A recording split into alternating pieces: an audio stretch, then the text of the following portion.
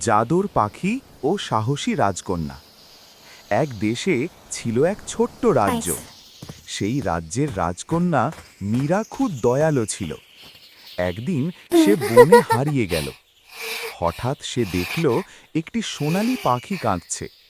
পাখিটি বলল, এক দুষ্টু জাদুকর আমার ডানা বেঁধে রেখেছে। মীরা ভয় পেল, তবু সাহস করে জাদুকরের গুহায় গেল। সে বলল, দয়া করে পাখিটিকে ছেড়ে দিন। জাদুকর অবাক হয়ে বলল, তুমি ভয় পাও না?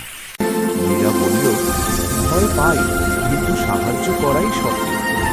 জাদুকরের মন Your গলে গেল। kindness lights up say this পাখিটিকে cave. মুক্ত করে My দিল। child, you have a good Sonali heart. পাখি Thank you. আনন্দে উড়ে মীরাকে রাজ্যে ফিরে এলো।